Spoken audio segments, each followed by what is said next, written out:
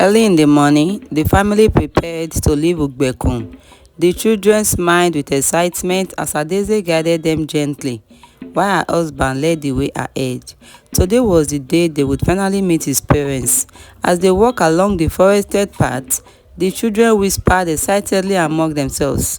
They wondered what their father's parents would be like, if they would be kind, if they would smile, and if they would finally feel complete as a family. Adeze listened quietly, reassuring them with calm words. Soon, they reached a small stream crossing their path. Fear mixed with excitement as the children hesitated.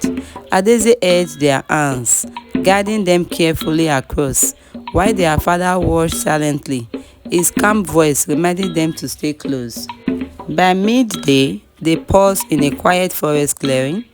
Adeze gently spoke of how little he shared about his family. He replied that there was a reason for his silence and that soon she would understand. She said she only wanted the children to know their roots. He nodded calmly, his voice steady but distant. As they continued, the children's excitement grew. They pointed ahead, spotting Earth in the distance. Their voices filled with hope as they imagined warm greetings, smiles, and finally meeting their father's people. At a narrow path, the husband suddenly stopped. He pointed toward a small hut and asked Adeze to wait with the children, while he quickly bought bread for his mother. Though uneasy, Adeze agreed, watching as he walked away, his presence calm yet strangely distant. After waiting, Adeze gathered the children and stepped into the hut. She greeted the elderly woman inside politely, introducing herself as the man's wife and presenting their children. The woman stared at her in shock, trembling as she spoke the words that shattered everything. Her husband, she said, had been dead for 20 years. The children clung to Adeze, their voices filled with fear and confusion.